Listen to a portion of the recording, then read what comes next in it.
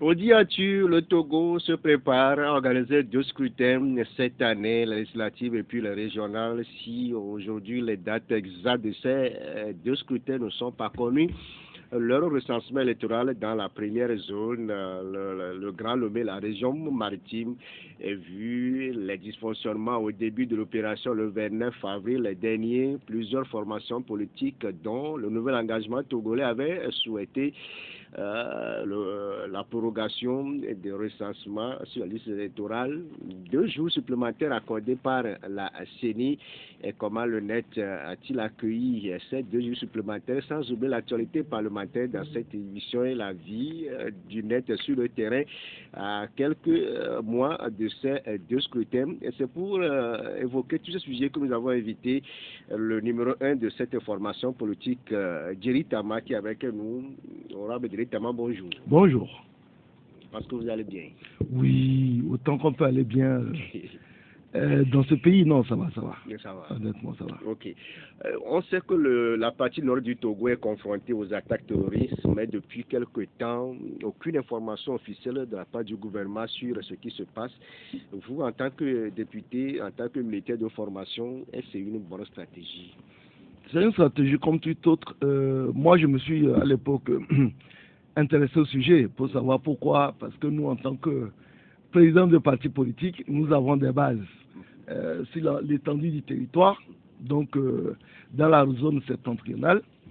Et bien entendu que à partir d'un certain moment, nous avions des informations terrain qui ne cadraient pas avec ce que le gouvernement disait ou bien ne disait pas.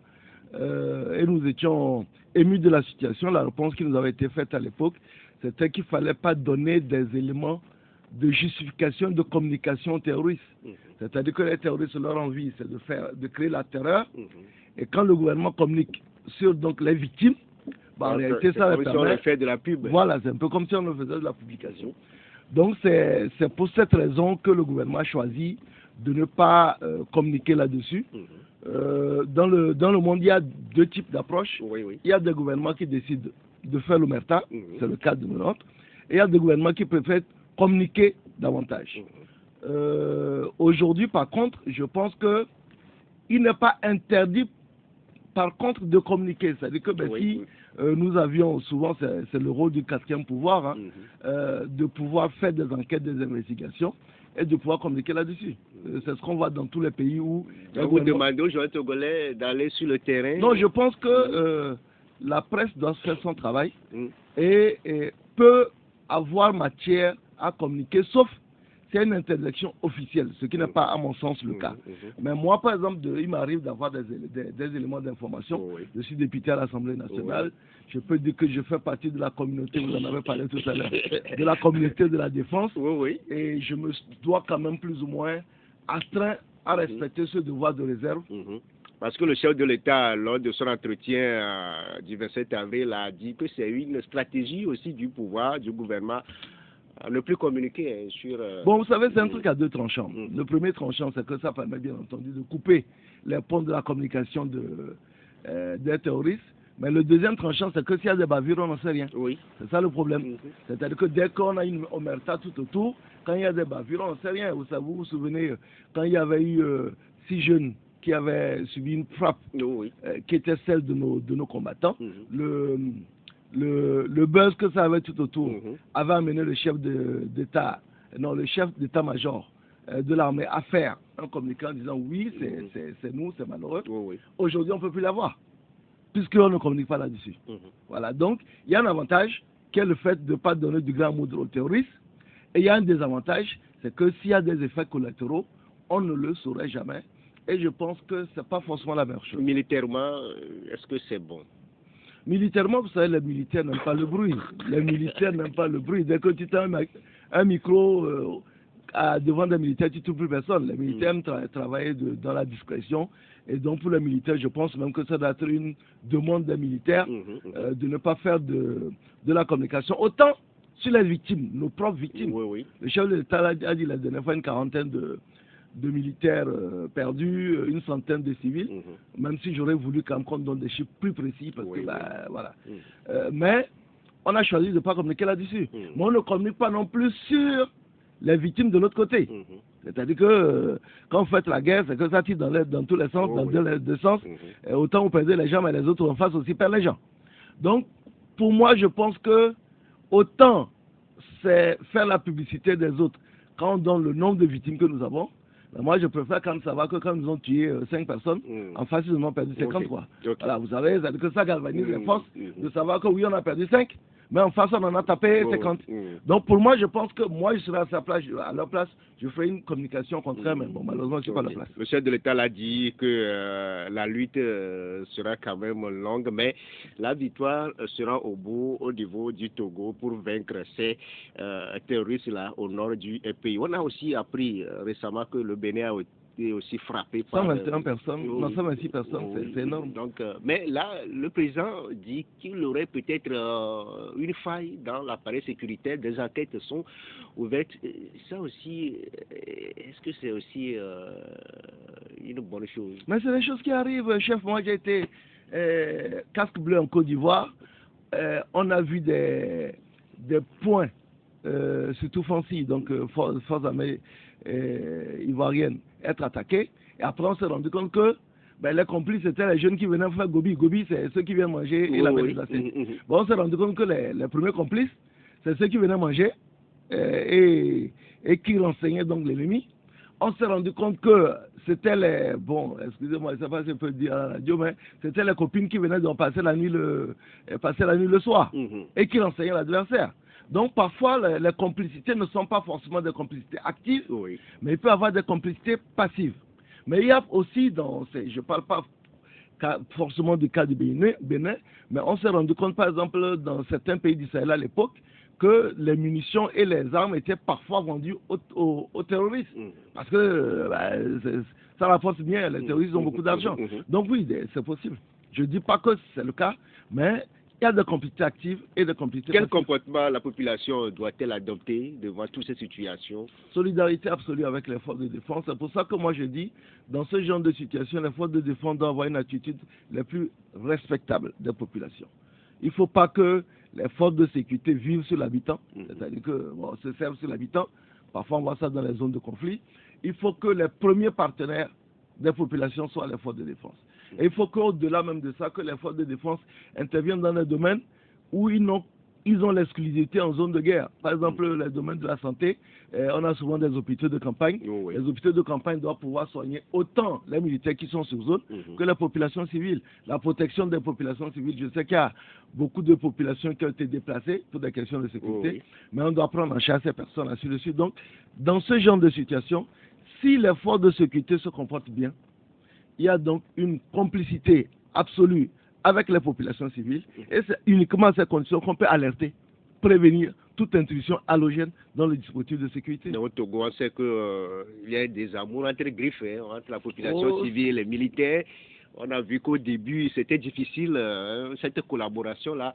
Aujourd'hui, nous sommes appelés à collaborer, malgré notre position. Non, moi, sans forcément rentrer dans les détails, j'ai participé à plusieurs reprises à cette mise en place de la confiance, parce que c'est vrai qu'au départ c'est compliqué. Mais le commandement a mis en place des numéros verts, des centres d'écoute qui font que la confiance est améliorée, mais elle ne sera jamais complète. Vous savez pourquoi? Parce que dans une zone comme ça, le soja, même le Bangmana classe, gagne plus que le paysan le plus riche. Et à partir de là, il y a un conflit qui s'intéresse, qui s'installe. Acquisition de, on va dire même des petits plaisirs de la vie, c'est les militaires qui vont boire dans les bars parce que les paysans n'en ont pas, c'est les militaires qui prennent les plus jolies filles parce que les autres n'en ont pas, et ça crée souvent des conflits, il faut dire la vérité. Donc moi je n'ai jamais vu une troupe qui s'installe, qu'elle passe sur le terrain et ça ne crée pas de jalousie. Moi j'ai été casque bleu en Côte d'Ivoire, je peux vous dire que la plupart du temps, même si vous n'êtes pas bien payé, la plupart du temps, vous êtes mieux payé que les autochtones. Et donc, ça crée des jalousies. Mais je pense qu'aujourd'hui, le commandement fait quand même des efforts pour mieux entraîner nos forces. Et les incidents qui étaient quasi-journaliers au départ de l'opération, aujourd'hui se font rares. Et les réactions sont souvent très, très rapides. Ce qui fait que la confiance renaît petit à petit. Mais aujourd'hui, si on a mis en place le plan d'urgence de la région des Savanes, c'est parce qu'on a reconnu que la pauvreté, elle est criarde dans la région de Savoie. Je rappelle ce que la Banque mondiale donne comme chiffre, c'est 90% de la population vit au-dessus du seuil de pauvreté. Donc c'est dans cette condition de situation de précarité que les gens vont recruter facilement. Parce que dans cette situation, vous savez, le taux de vivre au-dessus du seuil de pauvreté, c'est vivre avec moins de $2 par jour, ça fait moins de 1000 francs. Si quelqu'un vient sortir un billet de 5000, pour vous, c'est Dieu, quoi. Et tout ça, c'est la jeunesse qui en pâtit. Et c'est dans cette condition que vous, les responsables de formation politique, vous allez battre campagne très bientôt pour les prochaines échéances électorales. Le ministre de la Sécurité a dit que des mesures seront prises pour vous accompagner, vous qui voulez battre campagne dans ces zones-là. Au jour d'aujourd'hui, on peut dire que tout est assuré pour vous au moment des campagnes d'aller dans le nord du pays. Est-ce que vous évoquez souvent le sujet avec les autorités du pays au niveau du CPC et pourquoi pas avec le ministre de la Sécurité? Non, le sujet a été soulevé tout récemment lors de l'adoption du texte portant prorogation de l'état d'urgence dans les savanes. Et c'est vrai que le ministre de la Sécurité qui était là nous a garanti que les conditions seront réunies. Mais vous savez, il n'y a pas de risque zéro. Vous avez vu tout récemment au Mali où le directeur de cabinet, même du président, voilà, tombé dans une embuscade. Il n'y a pas de risque zéro. C'est-à-dire que quand moi aujourd'hui je monte dans ces zones-là, il faut faire attention, éviter de se retrouver de nuit dans certaines situations, s'assurer s'il le faut d'une peut-être escorte et tout ça. Mais il n'y a pas de risque zéro. Mais c'est à nous, députés, de montrer la voie. Surtout nous, députés et présidents de partis politiques, en disant que si vous vivez là-bas, c'est que nous devons vous montrer que nous sommes prêts à être à côté de vous. Donc, je pense qu'aujourd'hui... Vous y allez souvent? Moi, je suis allé à 2 reprises, je vais y aller encore à la fin de ce mois. Et puis, bon, voilà, mais maintenant, après, c'est que dans ce genre de situation, ne faites pas ce que moi j'ai l'habitude de faire sur les réseaux sociaux. Ne dites pas demain matin à 15h, j'arrive dans la zone. La plupart du temps, quand j'arrive dans la zone, c'est quand j'ai quitté que je dis que j'étais dans la zone. Parce qu'il ne faut pas aussi avoir des attitudes complètement suicidaires pour annoncer oui, je vais de telle à telle heure. C'est vous donner les indications pour qu'on mette une embuscade. S'il le faut, même à la limite, éviter d'être dans un véhicule gouvernemental. Parce qu'ils peuvent avoir tendance à plutôt vider ces véhicules-là parce qu'on part du principe que c'est les gens du gouvernement qui sont dedans. Voilà, donc j'ai eu à faire des déplacements dans ces zones, mais la plupart du temps en évitant de pavoiser parce que si tu mets ton drapeau, les gens vont avoir envie de le descendre. Ok. Nous sommes avec Djery Tamba, le président du Nouvel Engagement Togolais, député à l'Assemblée nationale, président du groupe parlementaire NET PDP. Monsieur le Président, j'ai envie de vous demander comment se porte le NET sur le terrain aujourd'hui, à quelques jours de ces élections. Non, pour dire actuellement, nous sommes tous déployés pour le recensement. Et quand vous regardez, vous avez dit une chose dans votre introduction, c'est qu'on a 2 élections. On ne sait pas encore si elles seront couplées, elles ne seront pas couplées, elles auront lieu quand. Nous avons une date constitutionnelle. Le scrutin pour les législatives doit tenir au plus tard le 8 décembre. Mais, là, le même article 52 dit les députés restent en pause jusqu'à l'arrivée de leur remplaçant. Donc ça veut dire qu'on l'a vu en 2013, on l'a vu en 2007. Qu'il arrive qu'on proroge. Donc vous priez encore que votre mandat soit prorogé comme les autres. Non. Vous savez, quand vous êtes dans une limitation de mandat, vous avez plutôt envie de passer à la prochaine étape. Aujourd'hui, vous ne pouvez pas faire de projection sur 2024 parce que ça n'a pas, entre guillemets, quelle sauce vous êtes mangé. Donc vous avez plutôt envie d'évacuer ça rapidement. Hypothèse numéro 1, vous êtes réélu, c'est que vous êtes là sur 6 ans. Hypothèse numéro 1, vous n'êtes pas réélu et puis passez à autre chose. Vous savez, moi j'avais une existence entrepreneuriale avant de devenir député, donc c'est pas comme si demain je me retrouvais... on ne serait plus encore candidat? Non, je suis candidat. Pardon, avec tout ce qu'on fait à l'Assemblée, là, vous ne voulez pas que j'aille soit candidat, qui va aller faire le travail là? Non, on a fait le travail dans la mesure du possible et nous aimerions bien comment continuer. Donc, pourquoi pas. Et puis, de toute façon, nous, on a de grosses ambitions politiques et elles passent par l'Assemblée nationale. Ok, mais il n'en reste pas moins que, pour le moment, vous l'avez bien dit, nous ne savons pas quelles sont les échéances. Donc, nous sommes concentrés sur le recensement. Tout le parti est mobilisé pour la réussite du recensement, que ce soit dans la zone 1, dans la zone 2, dans la zone 3. Maintenant, après, vous savez, le NET est en campagne depuis 5 ans. Nous sommes le seul parti qui n'a pas cessé de travailler sur le terrain depuis 2018, depuis 2019. Et donc, du coup, nous, c'est un peu comme quelqu'un qui va au bac et qui commence la révision dès le premier jour de la rentrée. Nous, ça ne nous pose pas de problème. Mais maintenant, on a des amis, des partis frères qui ont ce chic-là de se réveiller à la veille des élections. Donc, eux, à la limite, vous pouvez les voir commencer encore, qui n'ont pas encore commencé. Donc, dire qu'aujourd'hui, voilà, le net est prêt, même si il y a l'élection demain. En même temps, en même temps. Ah bon. Ouais, il n'y a pas de problème. Vous dites demain, élection, là, nous, on est prêt. On a même déjà nos candidats. À la fin du mois de juillet, du mois de mai, on va présenter nos candidats sur l'ensemble du territoire. Ils sont déjà prêts. Moi, par exemple, dans l'Est Mono, j'ai mes candidats pour les élections législatives, j'ai mes candidats pour les élections régionales. Pareil, dans le Grand Lomé, on a déjà nos candidats. Donc, nous, si demain, on dit tata, c'est recensement et élection, nous, on est prêts. Et par rapport au recensement, c'est vrai que vous l'avez aussi demandé, la prorogation. Chose faite 2 jours. C'est insuffisant. En fait, moi, vous savez, peut-être que c'est ma fonction, mon ancien métier militaire qui me force ça, c'est que je n'aime pas qu'on me dise. J'aime aller sur le terrain pour voir la réalité. Et donc, j'ai fait une tournée nationale le samedi dernier, non, le vendredi dernier plutôt, sur 6 des 8 préfectures que compose la zone 1. Et je peux vous dire que, en fait, quand nous avons fait le point, il y avait 5 préfectures, c'est-à-dire que sur les 8, il n'y avait que Agoé, Golfe et Lac qui avaient plus ou moins le matériel sur toutes les cartes et qui pouvaient fonctionner. Le reste avait quasiment 2 jours où ils étaient à l'arrêt parce qu'il n'y a pas de carte. Et dans d'autres CRV, il y avait non seulement il n'y a pas de cartes, mais il n'y a pas les fiches d'identification. Bon, les ruptures donc à l'époque quand nous passions étaient plus ou moins réglées. Mais les cartes, il y avait 5 préfectures à l'arrêt. Donc, et ce que je vous dis, c'est pas que quelqu'un a dit. C'est-à-dire que je suis allé dans les bureaux de vote, les gens étaient en train de dormir en disant on n'a rien parce qu'on n'a pas de carte. Donc, quand vous prenez ça de visu, c'est pas qu'on m'a dit, vous dites, si vous prolongez de 2 jours, c'est un peu comme si les préfectures, les CELI, dans lesquelles il n'y a pas de carte et qui ont fait 2 jours sans travailler, en fait, c'est un peu comme s'ils n'ont pas eu de prolongation. C'est-à-dire que c'est comme si les 8 jours là, finalement, ils ne font que rattraper.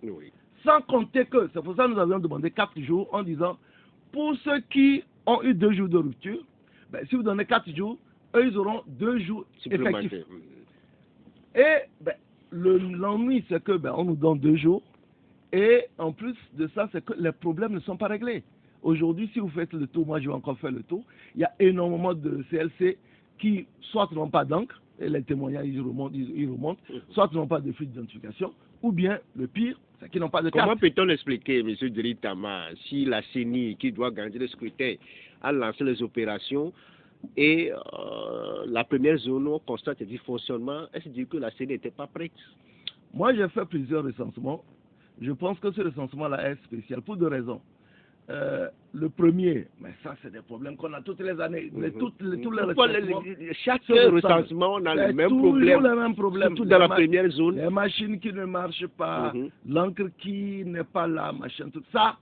Non, c'est pas surtout la première zone. C'est que la seconde zone parle beaucoup. C'est tout. Les mêmes problèmes se passent ailleurs, mais les gens ils sont dans leur village là-bas, ils vont se plaindre, vous allez voir où. Ici, on a Facebook, on a TikTok, on voit tout ça là en mode réel. Sinon, c'est la même chose partout. Donc, le ralentissement des machines qui fonctionnent au truc à la vapeur, hein, les machines là, aujourd'hui, plus personne n'utilise ça. La mauvaise formation des OPS. Ça aussi, c'est une réalité. Vous avez des OPS. Mais le président, dans l'une de ses sorties, avait quand même fustigé ces OPS. Oui, et j'ai fustigé ça sans communiquer.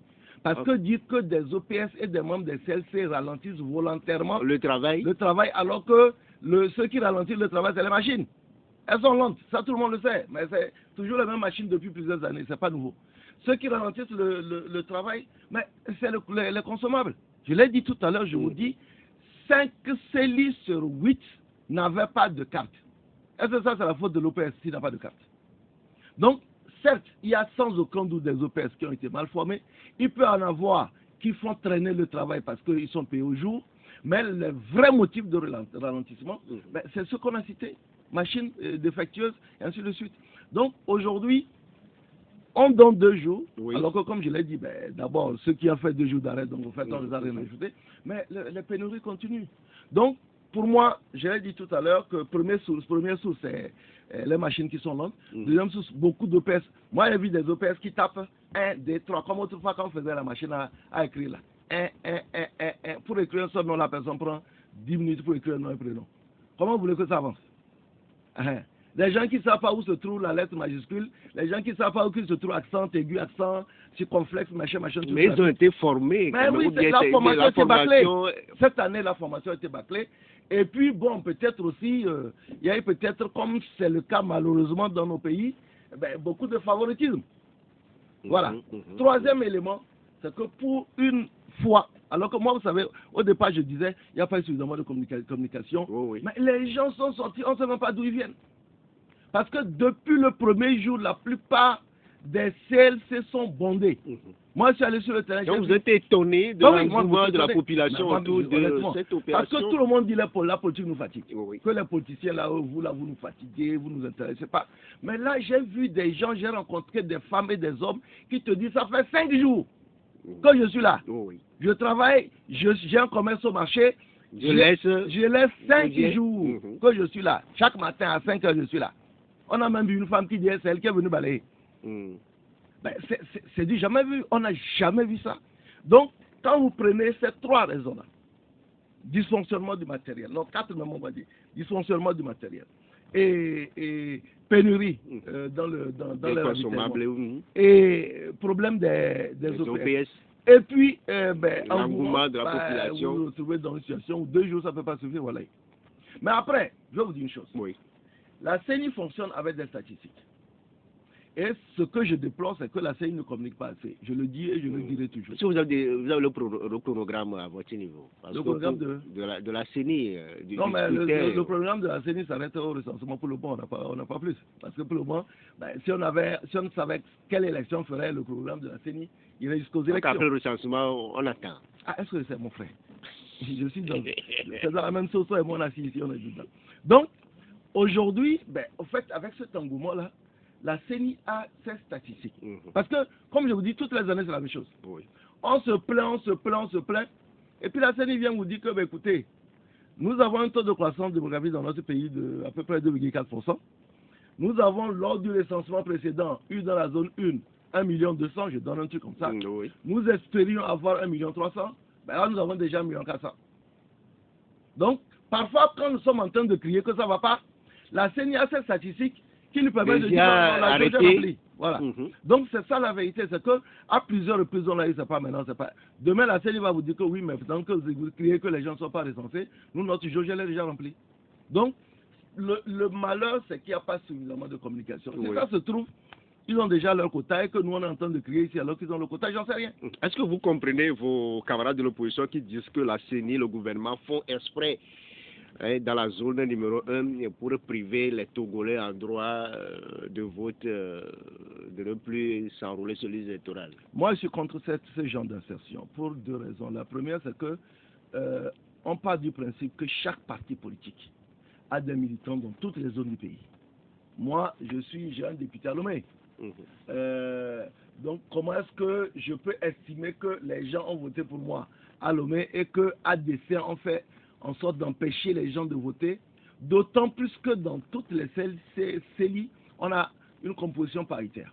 Et que les problèmes de matériel, c'est le problème de matériel, là, je l'ai dit tout à l'heure, c'est pas comme quand on va dans la zone 2 ou on va dans la zone 3, les problèmes sont réglés. C'est ce que j'ai dit en début d'émission, c'est que ces problèmes sont là, c'est que les gens se plaignent moins.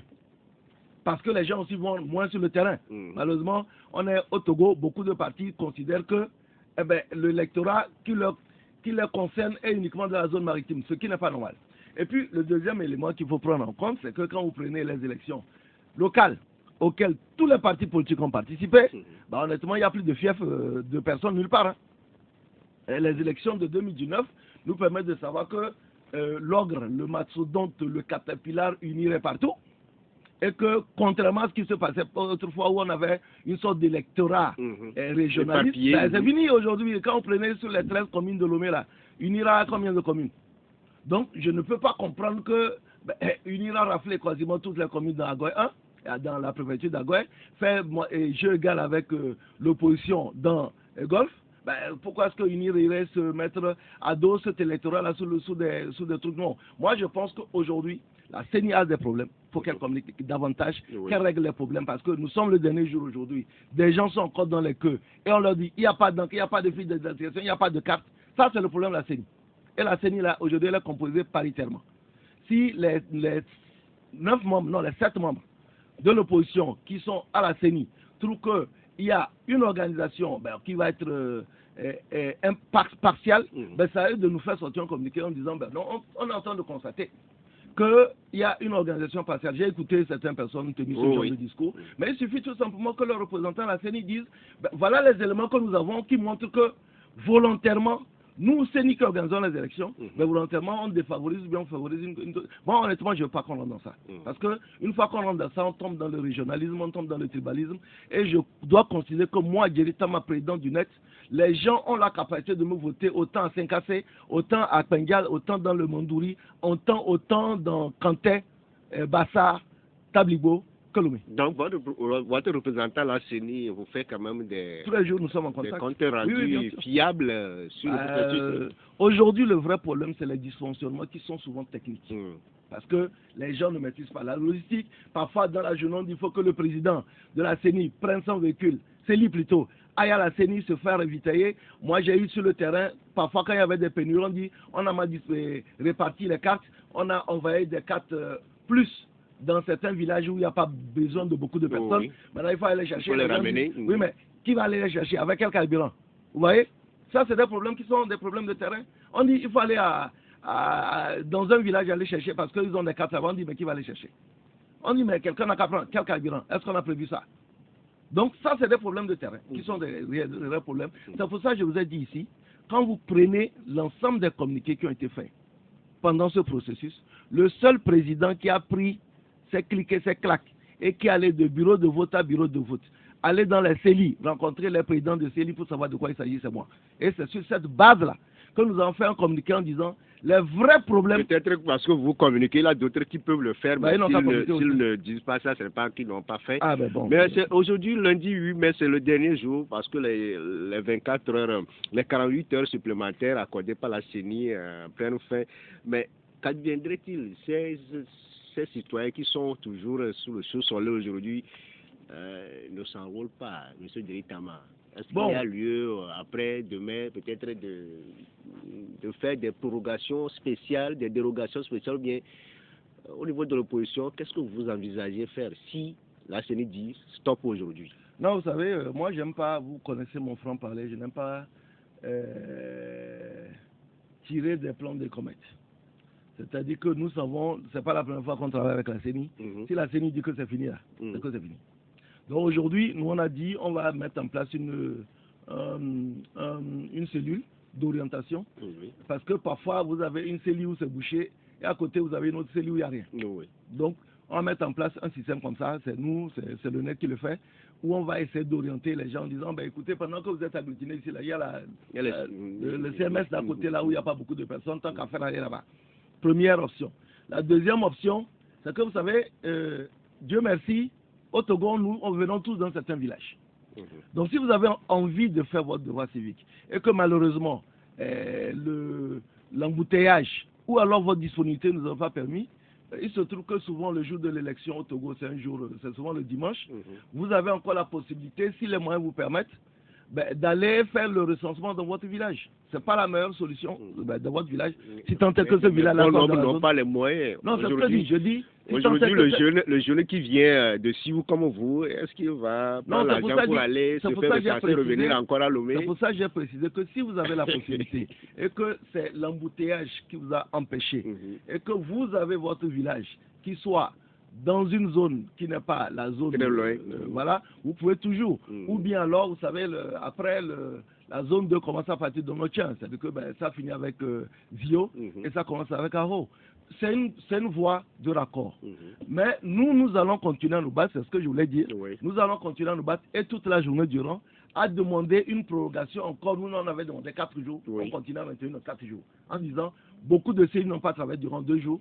Donc si dans 2 jours, c'est un peu comme si on n'a rien donné. On va continuer à se battre, à peut-être faire encore un communiqué aujourd'hui pour dire, donner encore 2 jours. Et puis on va regarder exactement Mais ce qui va se passer devant les bureaux de recensement en fin de journée. Oui. Si on se rend compte que dans quasiment tous les bureaux de vote et pour tous les bureaux de recensement sont toujours bondés à 16h, parce qu'il doit être la chose à 16h, ça sera un élément pour demander, bien entendu, de prorogation. Madame, monsieur, nous marquons la pause et on revient avec notre invité, le député Jerry Itama, président du parti politique Nouvel Engagement Togolais. Et vous aussi qui nous écoutez actuellement, vous aurez le loisir de réagir via le numéro 92 02 80 63, le 99 70 70 90. Audi Actu, du lundi au vendredi, de 7h à 8h20 sur Victoire FM. Victoire FM, vous êtes en direct sur la 96.3 également, sur le numéro 576 du Canal Plus. Notre invité de ce matin, c'est l'honorable Jerry Itama, président du groupe parlementaire NET et PDP. Il est également président de la formation politique Nouvel Engagement Togolais. Monsieur le Président, aujourd'hui, quelles sont les actions du NET sur le terrain? Vous savez, depuis le début, le NET dit politique autrement. Qui dit politique autrement dit qu'on ne se focalise pas uniquement sur la politique, mais on fait des actions. Moi, je reviens de l'Est Mono ce week-end, où nous avons malheureusement un bâtiment d'une école, c'est le CGL Lavagnon 2, qui s'est effondré avec un vent qui est arrivé de on ne sait d'où. Et nous sommes engagés sur nos fonds propres à accompagner l'initiative de mise à niveau de ce bâtiment. C'était des appartements améliorés. Le temps que où le gouvernement ou bien d'autres partenaires arrivent à construire un vrai bâtiment. Donc, nous avons fait des actions là-dessus. Les travaux avancent bien. Si tout marche bien la semaine prochaine, les enfants, il y a 500 enfants dans cet établissement. Les enfants vont pouvoir intégrer le truc. Donc, on le fait. Je ne suis pas le seul, mais on le fait vraiment sur des fonds propres, sans demander rien à personne. Et puis, je suis allé refaire quelque chose que j'aime bien, c'est accompagner les groupements de femmes. Nous avons lancé un programme qu'on n'avait pas trop en Losso ou bien en Audom, dit entraide. Un programme de crédit. Voilà. On s'est dit entre-temps là, si le net est une mission de microfinance. Non, aujourd'hui, vous savez, quand la femme a des revenus, les enfants mangent à la maison. Alors que quand l'homme a les revenus, parfois, c'est la kisa qui mange. Donc, si vous donnez des revenus aux femmes, vous êtes sûr que les enfants vont manger. Et on met en place donc un fonds de solidarité de 300 000 francs pour les groupements, pour leur permettre de faire des crédits au sein du gouvernement. Ce n'est pas un cadeau. Elle ne rembourse pas, mais elle ne le dépense pas. Elles font des crédits dedans avec un taux d'intérêt de 3%.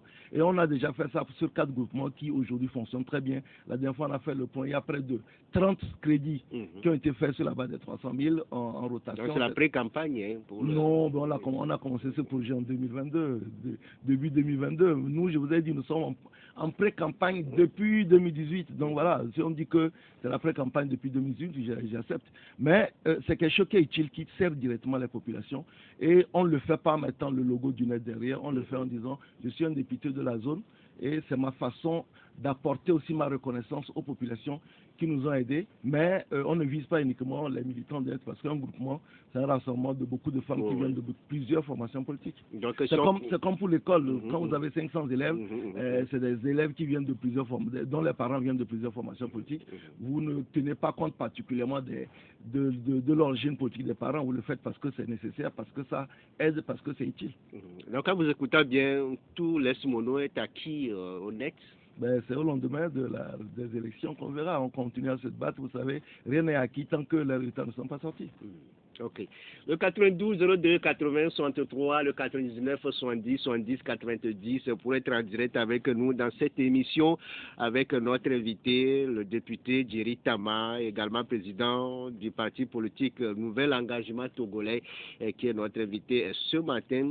Pour des questions à notre invité, c'est le moment pour vous de réagir sur les deux contacts précités. Aujourd'hui, monsieur Jerry Itama, on voit l'engouement de la population autour de cette opération de recensement électoral. Mais pour certains, ce n'est pas seulement question d'élection, hein, pour surtout ces femmes-là. Bon, c'est une rumeur qui est passée. Je ne vais pas dire si elle est vraie ou elle est fausse, mais il y a une réalité, c'est que vous savez, les statistiques à Lomé, c'est que seulement 25% de la population du Grand Lomé ont des pièces d'identité. Oui. Et donc, du coup, aujourd'hui, à défaut de pièces d'identité, les gens utilisent les cartes d'électeurs pour même parfois ouvrir des comptes dans les microfinances, pour faire des prêts, ainsi de suite. Et donc, aujourd'hui, à défaut d'aller faire la longue procédure pour avoir la nationalité, aujourd'hui, les gens considèrent que la carte d'électeur, est un palliatif d'une telle identité. On va prendre M. Gado qui est en ligne pour vous. M. Gado, bonjour. Bonjour, Judas. Bonjour. Bonjour, on vous écoute. Honorable, bonjour. Monsieur Gado, bonjour. Bon, honorable, vous savez, les choses commencent très mal. Mais vous, les partis politiques, je ne sais pas, attendez-vous pour ne pas après dire qu'on nous a volé, on nous a volé. Parce que vous savez, le peuple a trop donné. Hein. Cette fois-ci, prenez vos responsabilités, vous, les partis politiques. Sinon, ne sortez plus le peuple dans la rue. Merci, bonne journée. Bonne journée à vous, M. Gado. Evangeliste Senghor, bonjour. Allô, Evangeliste Senghor? Oui, bonjour. Bonjour. Honorable, bonjour. Bonjour, mon évangéliste. Merci. Bon, s'il vous plaît, honorable, vous ne voyez pas que votre démission dans l'armée togolaise fait du mal au Togo? Pourquoi? Vous êtes un monsieur où vraiment depuis là, je vous vois, je constate que vous avez des stratégies. Vous avez vraiment celui qui pour pouvoir cadrer le jour de l'armée. Mais aujourd'hui, vous avez quitté l'armée. Est-ce que ce n'est pas du mal pour notre nation? Moi, je vais appeler pour le Seigneur, je vais aller le voir. Pour qu'on puisse vous nommer colonel, vous allez retourner pour nous aider. Hein. Merci beaucoup. Merci beaucoup à vous, Evangeliste Senghor. Monsieur Pelé, bonjour. Oui, bonjour. Honorable, bonjour. Monsieur Pelé, bonjour à vous. Ok. Bon, deux préoccupations. La première préoccupation, c'est concernant le président de la CENI, qui nous a fait comprendre que la CENI a déjà son programme. Alors que partout, je ne sais pas si la radio Victoire FM en a l'écho, et nous-mêmes, nous ne savons pas ce programme-là. Est-ce que chez vous, à l'Assemblée, la CENI a passé pour vous annoncer ce programme? C'est la première préoccupation. Deuxième préoccupation, c'est la l'allure vont les choses. On sait que tout le monde ne s'attendait pas, y compris vous-même, vous ne pouvez pas savoir comment la population est sortie comme ça. C'est parce que le peuple est affamé. Le peuple a faim. Le peuple veut finir avec ce régime. Mais on a vu le recensement de la population. Et si ce recensement électoral dans la région maritime dépasse le recensement de la population, qu'est-ce que l'Assemblée va faire? Merci. Merci beaucoup à vous, Pelé. Derrière vous, c'est Komi. Bonjour, Komi. Oui, bonjour, Victoire FM. Vous êtes en direct avec nous. Ouais, bonjour, honorable. Bonjour, Komi. Ouais, moi, je voulais juste déplorer un fait qui s'est passé hier entre un de vos maires et quelqu'un hier à Guanivé 1, le CG à Guanivé Centre. Ça m'a beaucoup choqué parce que je me suis demandé comment vous, véritablement, comprenez si simple et un de vos maires adjoints peut être aussi auteur et arrogant hier. Il est venu hier, c'est pas en train de chamailler, d'insulter les gens, tout ça. Et quand on lui demande, qui êtes-vous, vous êtes rentré dans la salle et vous parlez comme ça. Non, je suis le maire, vous ne me connaissez pas, je suis le maire adjoint. Et tout. Ça m'a choqué parce que... Donc il est venu s'inscrire sur la liste électorale? Non, il est passé hier juste pour les contrôles. Okay. Pour voir comment ça se passait. Mais à chaque fois quand il rentre dans un lieu où les places ont fait ça, la manière dont il parle aux gens, tout ça, c'est pas tout. Ok. Merci beaucoup. On prend la direction d'Azaou. On a un militant du net qui nous appelle. Monsieur Waris, bonjour. Bonjour, mon cher frère Gida. Bonjour à l'honorable. Bonjour, monsieur Waris. Et président. Moi, je félicite toujours ce que le président fait sur le terrain. J'applaudis avec les deux bras tous ces apports-là à la population. Bon, et si tout est à refaire, président, combien de jours aurez-vous proposé à la CENI pour ce recensement électoral? Merci beaucoup. Allô, monsieur Horis? Allô, Horis? Allô, est-ce que dans la vie à Zaou aussi, vous avez ces mêmes problèmes? Il y a là aussi de longues files d'attente qui sont toujours là, qui n'ont pas encore eu le cas de l'électeur? C'est les mêmes problèmes, monsieur Gita. Ok. Merci beaucoup à vous, Waris, et bien de choses à tous nos amis d'Azaou, de toute la préfecture de l'Ave. Madame Messi, bonjour. Oui.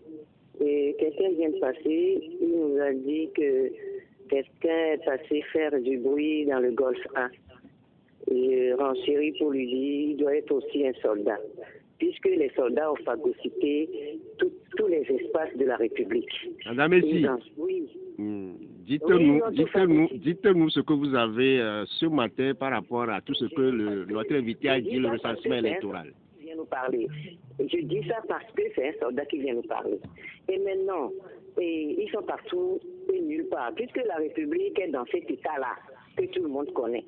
Je veux demander à M. Djeri, est-ce que la constitution de 90 ou 60, par exemple, est-ce que ça comporte le service militaire obligatoire, comme au Bénin, en France, pour l'équilibre des forces, pour qu'on ne soit pas si piétiné durant tant d'années? Est-ce que ça existe dans une des constitutions précédentes? Ok. Service militaire obligatoire. Okay. Merci beaucoup. On l'a perdu depuis ce matin, le revoilà parmi nous. Kanidek, bonjour. Bonjour, Gidas. Ah, très longtemps, Kanidek. Oui, sinon, je vous suis quand même. Ah, ok. Merci. Bonjour, monsieur. Kanidek, tu nous as manqué. Oui.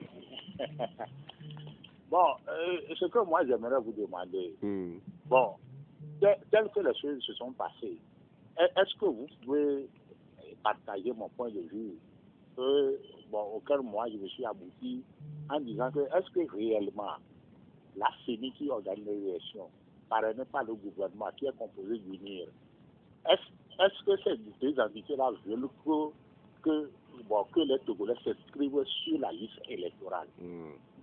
Parce que moi, à l'heure de la mondialisation, moi je ne peux pas aller s'inscrire sur une liste électorale et attendre plus de 20 minutes. Non, en tout cas, moi, je n'ai pas ce temps-là.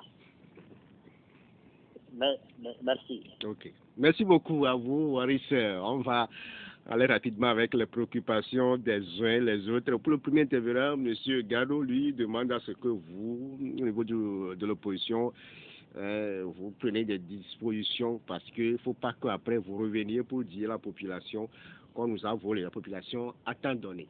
Bon oui, maintenant après c'est à nous de mettre les mécanismes, mais souvent ces mécanismes-là doivent être mis plutôt lors du scrutin, que pour sécuriser le scrutin. J'ai entendu des partis dire qu'il faut tout reprendre. Bon, maintenant après chacun a sa stratégie. Moi je pense qu'il faut faire le point ce soir pour voir si la jauge est pleine ou pas, et puis si la jauge n'est pas pleine, par rapport à tous les dysfonctionnements qu'on voit sur le terrain, proroger peut-être pour permettre à tous les citoyens, dont c'est un devoir de s'enregistrer, et c'est un devoir aussi du gouvernement de s'assurer que tout le monde s'enregistre. Donc il faut faire en sorte que tout le monde puisse se faire enregistrer sans que des gens aient l'impression qu'ils ont été exclus. Okay. Mais on fera le point ce soir. Ok.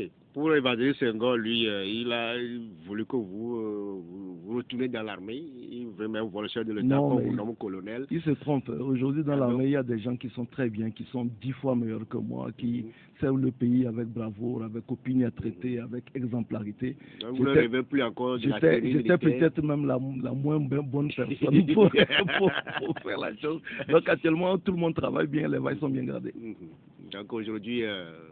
Non, je suis bien. Vous n'avez pas envie de retourner? Non, c'est pas avoir envie. Si un pays aujourd'hui nous attaque, je monte dans un char direct, je ne vais même pas demander l'autorisation. Parce que c'est le pays qui sera menacé. Voilà, je dis souvent que sur le plan des officiers de l'armée de réserve, si notre pays est attaqué, moi je monte dans un char, je suis de l'armée blindée, de l'arme blindée. Oui. Mais bon, c'est pas encore le cas. Je pense que je sers mon pays d'une façon que je peux faire aujourd'hui en étant entrepreneur, en étant politicien. Et puis voilà. Mais l'armée aujourd'hui a des officiers remarquables qui sont 10 fois meilleurs que moi, je peux vous assurer. Okay. Mais pour certains Togolais, démissionner de l'armée, faire la politique, être opposant contre ce même gouvernement, pour certains, ils ne revenaient toujours pas. Oui, mais je rappelle aux gens que quand je voulais démissionner de l'armée, on m'a enfermé quand même durant 2 mois, quoi. Donc c'est pas comme si je suis sorti d'un moulin. On m'a enfermé dans une petite salle où je n'avais même pas le droit d'avoir des visites. Donc les gens parfois pensent qu'un matin j'ai dit je m'en vais, on m'a laissé partir. Les gens là ils m'ont pas facilité la vie. C'est qu'on n'en parle pas, c'est tout. On ne va pas revenir sur les raisons qui vous ont poussé quand même à laisser les treillis. Mais d'autres occasions nous le permettront. Mais pour Pelé, président de la CENI a déjà son chronogramme selon ce qu'il a dit. Est-ce qu'au niveau de l'Assemblée nationale, vous avez connaissance de ce chronogramme de M. Yago Dabré? Non, M. Pelé, il faut qu'il lui dise que la CENI, ce n'est pas uniquement le président, mais c'est 17 personnes, dont il y a 7 qui viennent de partis politiques, 14 même qui viennent de partis politiques. Il ne prend pas les décisions tout seul, il les prend. Et donc, c'est cette CENI-là, le président, il ne prend pas les décisions tout seul. Je l'ai dit tout à l'heure ici que le chronogramme aujourd'hui de la CENI va jusqu'au recensement. Après, pour le moment, tous les partis le disent, on ne sait pas si les deux élections se feront concomitamment. Est-ce que les régionales feront avant les législatives, même si nous savons que logiquement les législatives doivent se faire au plus tard le 8 décembre. Mais je l'ai dit toujours en émission qu'on a eu beaucoup d'années où les législatives ont été prorogées et que ça n'a jamais posé de problème parce que la Constitution le programme. Donc pour le moment, dès qu'il sera possible de le savoir, je pense que la CENI le fera savoir et nous, nos représentants aussi, nous le ferons savoir. Mais c'est votre droit quand même en tant que responsable de parti politique, en tant que partenaire de la CENI, il faudrait que vous aussi vous ayez ce chronogramme-là pour savoir comment... Non, moi j'ai un représentant à la CENI.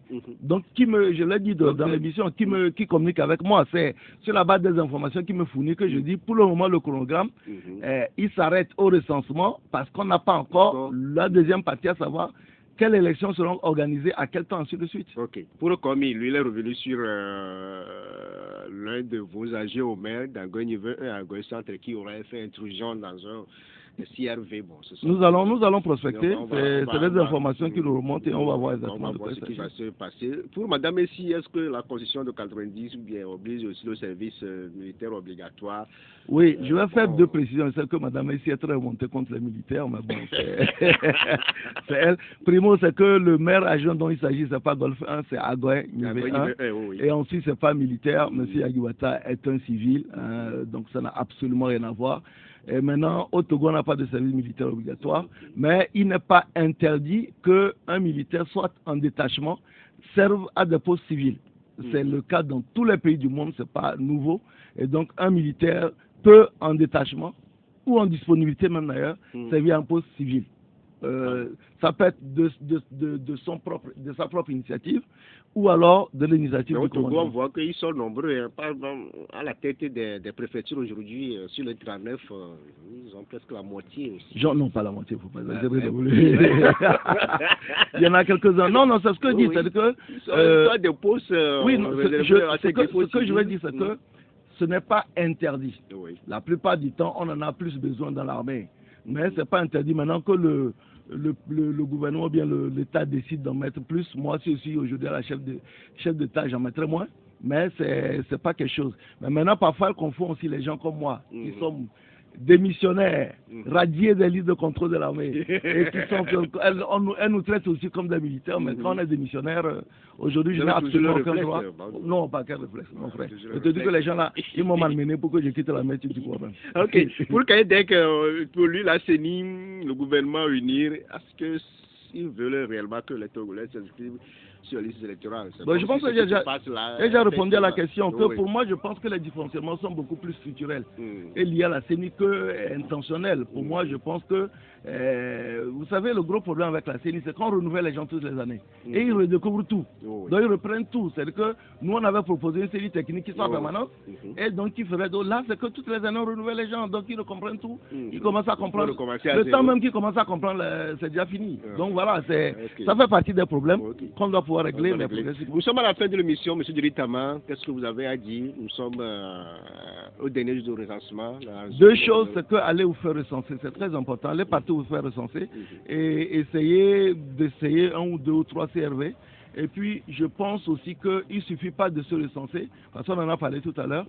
Prenez vos cartes d'électeurs en vue, bien entendu, de participer aux élections qui viendront. Les élections régionales sont importantes, on en fera peut-être une autre édition pour en parler. Et les élections législatives sont importantes, ne serait-ce que pour voir à la prochaine Assemblée nationale 10, 15 ou 20 députés du net faire le travail que nous avons fait en étant uniquement 3. Donc, allez vous faire recenser pour élire les futurs candidats du net. Merci beaucoup à vous, M. Diritama, président du groupe parlementaire net PDP, également président de la formation politique Nouvel Engagement Togolais, d'être passé dans cette émission. Merci à Conclure Parisien qui a assuré la mise en onde. Claudia Adino, c'est elle qui a réalisé cette émission. Le direct sur la page Facebook, c'est avec Enjoy.